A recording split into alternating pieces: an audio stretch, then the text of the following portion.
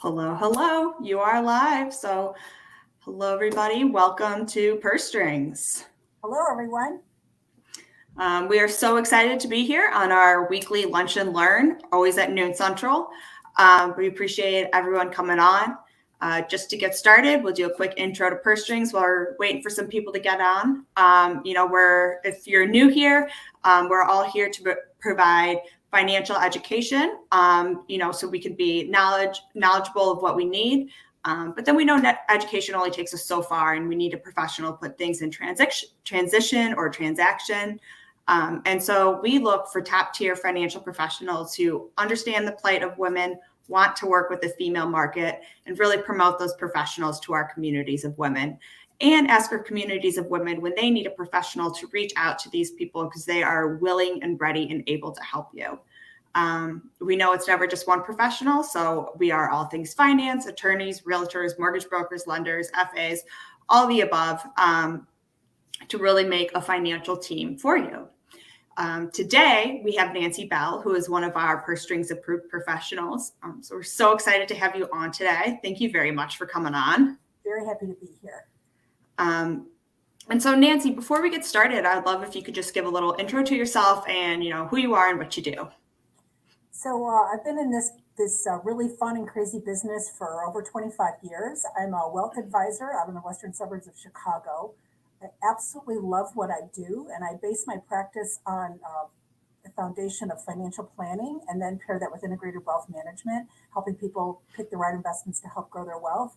I work primarily with people pre-retirement, moving into retirement, and then post-retirement. And I also work with women, particularly who have gone through an event, loss of a spouse or a partner through the death or divorce. So it's kind of my focus. And then my other focus I have is sustainable and responsible investing. So had to definitely mention that today. Oh, that's a whole nother great topic that I've been learning more about. I think all women should start investing in. That's another whole story, but not why we're here today. So I don't want to digress too far. But we should talk about that more as well. So I'm so glad you're here.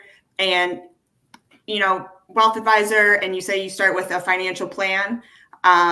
And sometimes these financial plans, we are originally going to have this conversation about net worth, which is kind of your bottom line, how much you have minus how much you owe, and that's your number.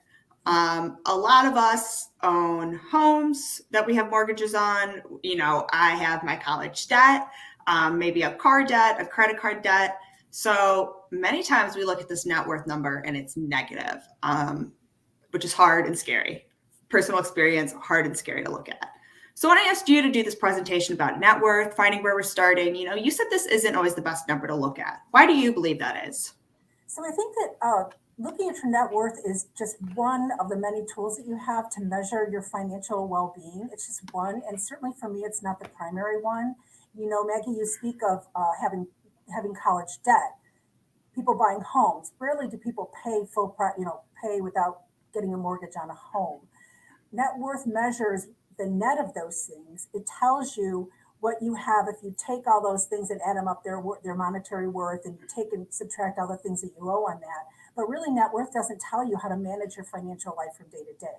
It's a very broad number, and as you said, most people look at that number and instead of inspiring them to be more responsible, they're like, oh, forget it. It's so far out of my grasp. My net worth's never going to be any good. So I like to focus on things that are practical, that can help you actually manage day to day. Again, financial planning, whether you do it a quick financial plan, there's a lot of them out there, just to get an idea of how much you're spending, what do you have to spend your money on, what do you want to spend your money on, and then how much do you have in the bank per se to cover those expenses, and then find room for savings. All right. Well, those were a lot of tips. So we're going to dive into some of those, of course. So yeah, it's a negative number. Sometimes it's a scary number, sometimes doesn't really get you motivated. So what is kind of your approach to, kind of assessing and making these new habits? So I think for everyone, whether you're building wealth, accumulating, or whether you've already done that and now you're going to have to spend down those assets, the most important thing is really cash flow. You can't spend a house if you need it. So if you're someone who, when I come across people who've gone through divorce and they want the house and they take the house, and so a lot of their divorce settlement ends up in their home, that's not very helpful if they need, if something goes wrong and they need to get cash, they can't get that from their home. So what I think is most important is to sit down and do an inventory of all the things that you have to spend your money on a monthly basis, and then play that out to an annual basis, and the things that you want to spend your money on, and do the same thing from a month to month to a yearly basis. And then sit down and do an inventory of what are your resources, what you have in the bank as it relates to day to day, like kind of like I call your operating account, how much is in there, what is your income, what is, do you have other things? Maybe you have some investments that's actually growing, like a 401k or something like that. So that you have two inventories, what you need to spend and want to spend, and the other one is what are the resources you have to draw against those spending needs, and then what's left over. Now, if nothing's left over, that's where you have to do a really serious analysis of those spending needs. And that's where it can pinch, right? I don't want to give this up. I don't want to give that up. Sometimes we have to, just to create a disciplined way to save. So, from a financial planning perspective, it's always about looking at what your spending goals and needs are and what the resources are from which to fund those with. And that will give you a much more realistic picture of where you are and how much wiggle room you have to actually to continue to accumulate savings and assets. Does that make sense?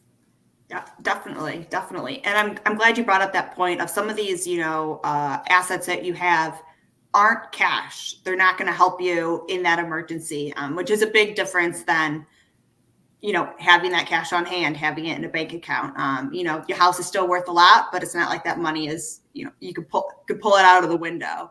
Right. If you could, I'd be owning a house. Right, exactly. So I know one of the words you like to use is like a savings rate. Can you explain like what a savings rate is? So your savings rate would be if you make $10,000 a year and you're able to put $100 away, you have a 1% savings rate. I believe my math is right on that, although I use a calculator for everything, so who knows. But the point is that it's a percentage of what you actually have available to you when it comes to how much cash is coming into you every day or every week or month or however you measure your income. So a savings rate, it's hard for me to give you a thumbnail what you should be saving because it gets back to what we were talking about earlier.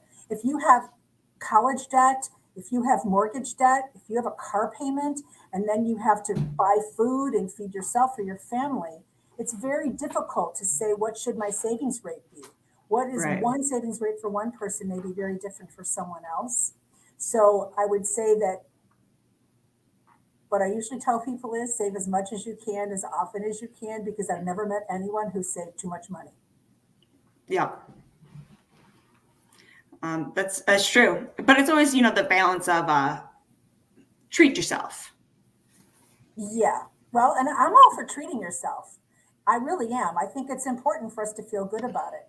I think that when you do the inventory of what you're spending, and if you're not ending up with any money left over to put in the bank and save, that's where you need to do a little bit of heart to heart with yourself and say, I'm worth all of these things, and these Right. things are important to me, but are they equally as important? And maybe could I take this one piece that I'm kind of spending, or I don't really know where I spend my money, and I'm spending it, and say, no, I'm going to put away $50 a month or $100 a month. Or if you're further along in your financial journey, maybe you should say, I'm going to put away $1,000 a month or $2,000 a month because I can do that and it's important for my future. It's not easy and it's not perfect, but to do something in a disciplined way on a regular basis and a certain amount of money, boy, does that go a long way to like saying to yourself, I'm actually making progress. And that's really what we all want to feel like we're doing. We're creating that safety net for ourselves and know that we're making progress towards building that.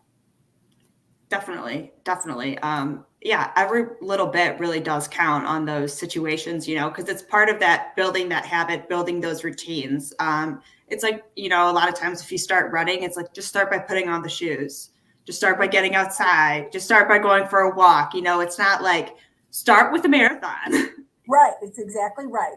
And starting with a net worth number, and even if you have a good net worth number, it still doesn't necessarily make you feel good about how you get to spend your money every month or every year, Right. right? It doesn't make you feel that good about that. So going back to the conversation as it relates to net worth and what are the right tools, the real tools you should be looking at always is your spending habits. Because the one thing that we can change to a point is how much we spend, right? We Right. can control that. If we're someone who invests in the stock market, either outside of a 401k or in our 401k, or we've got a little account going that, maybe we've been working on for a long time, we can't control how that goes up and down, right? What we can control, though, is how much money we're spending and how much money then is left over for us to save. And those are the things that give us a sense of control and help move our financial well-being forward, not just some kind of large number that's so lofty that we're like, I don't know. I mean, is it good? Is it bad? And what is a good net worth number anyways, right? What is a good Right. number? We're all different.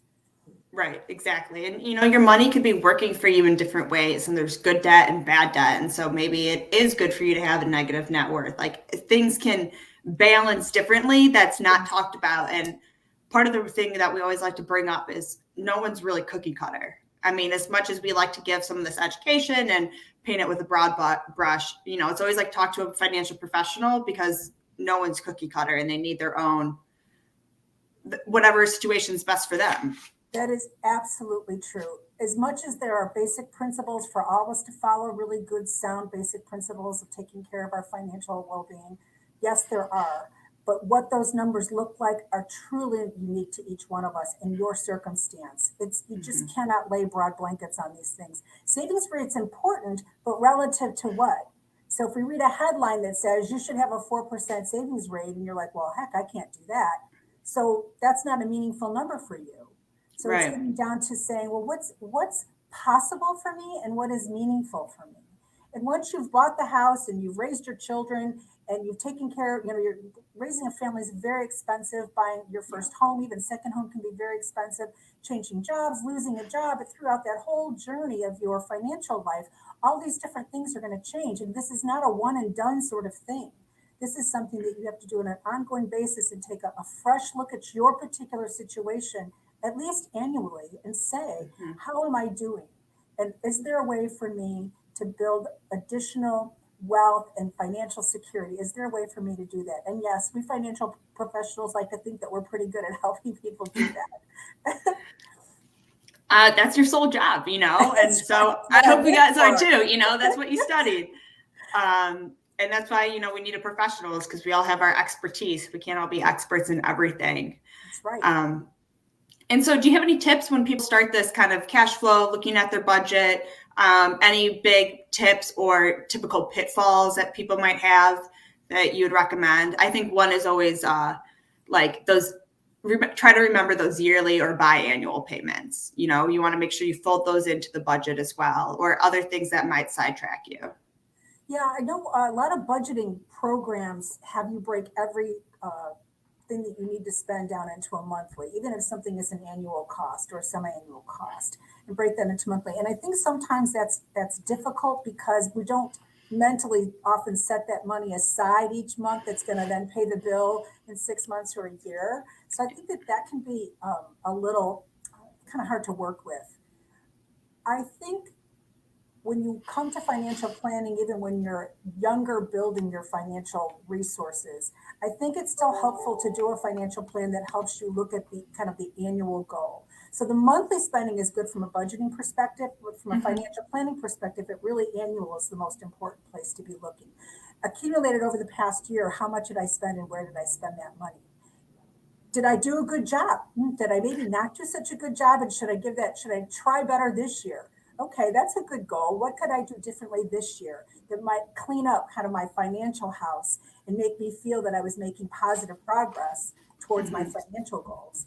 All most of us are really hoping to do is have money left when we stop working to retire and live a good life. Whether you're 21 and you may not take it as seriously at 21, but each year that goes by, and then in your 30s, and then in your 40s, and in your 50s, we're all kind of moving towards that goal. How can I live a really good life when the paycheck stops, or I lose my income because my partner is no longer with me for whatever reason?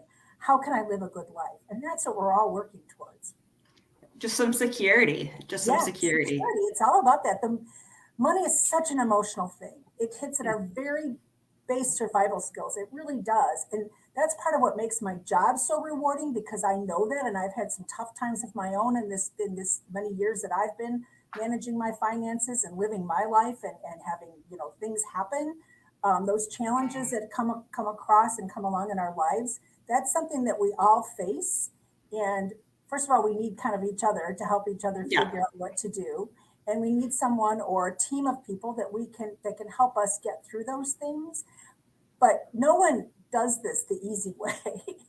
Nobody. There's just no way, and there's no right formula. And you're going to keep kind of rewriting your formula. But if you're careful, if you understand how you're spending your money and you understand how much you're saving and you're doing whatever you need to do for your income, whether it's with you or a spouse or a partner that helps to that income, once you're raising a family, that's very expensive. How does that play in? Sometimes people don't even seriously start to save money until their children get to college. And what happens in college? College is so expensive.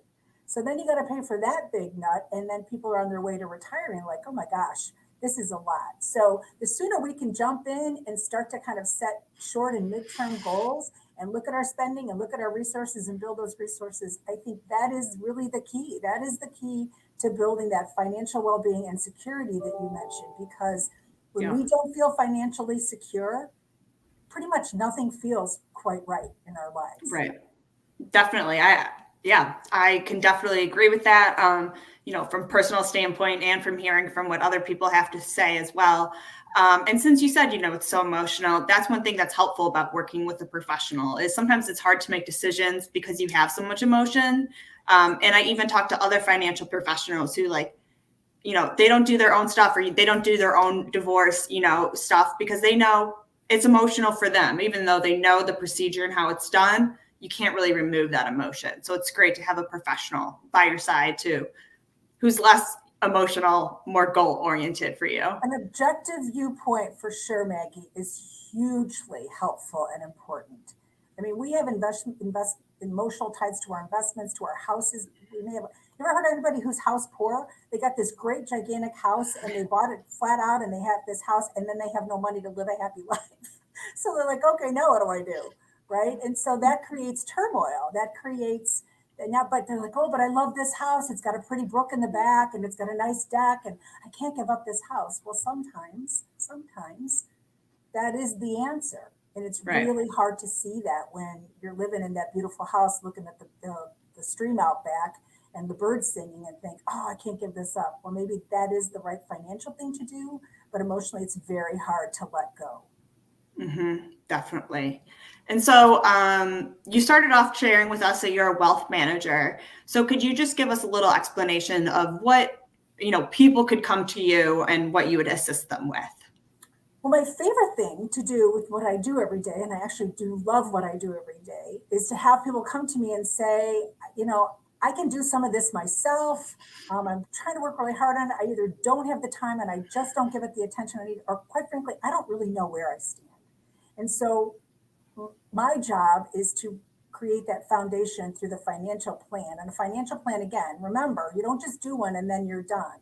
What you do is you create your first financial plan and you have that as your foundation. And then every year you check in with it to see what needs to be updated or changed, or have my priorities changed? Have my bank account values changed? Have I moved? Do I have a different job? All those things that happen throughout our life. So my favorite thing is to create that financial plan, which is really your path forward for kind of forever, right? And you have this path, and that to me is what tells us then how do we need to invest your money? Like, what's the best way for you to invest your money? So I would say people would come to me when they've already accumulated some wealth and they really just need someone to help them put it into a shape and form and then get started forward building it further. And then this is kind of a tough time with investments.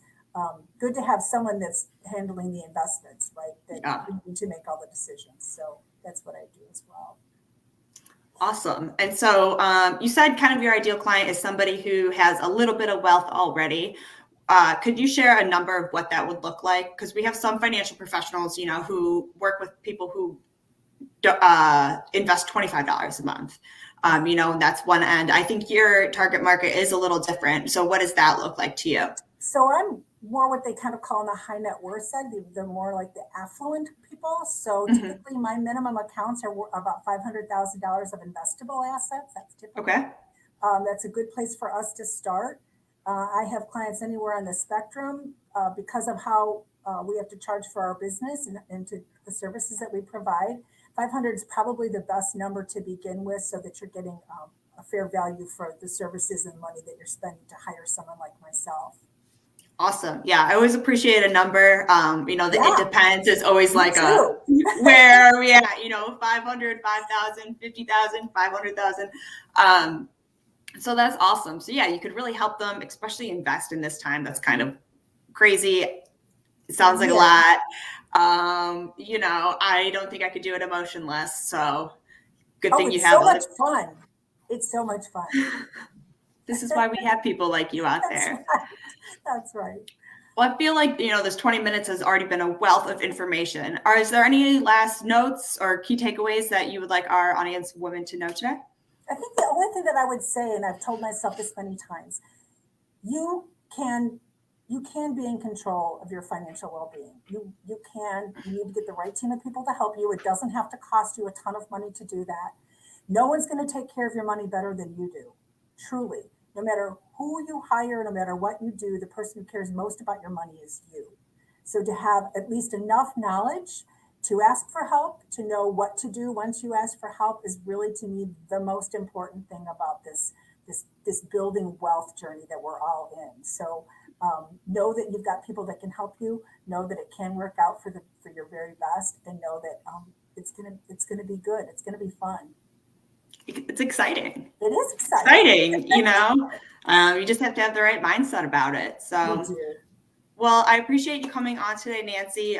This was great information. So really appreciate it. That's going to wrap up our January. And so going into February, our whole theme is about marriage and money. So tune in all of February, noon Central on Thursdays. It's all about marriage and money, which should be a lot of fun. Pretty excited to get into. But until then, you could always reach out to Nancy if you have any questions. Her email is at the bottom here, and bell@tcwealthpartners.com. She's also one of our Purse Strings approved professionals, so you could reach out to her on our website, pursestrings.co. So thank you, everyone, for tuning in today. Thank you again, Nancy, for coming on. We'll talk to everyone soon. Wonderful. Thanks, Maggie. Have a good rest of your day. You too. Bye-bye.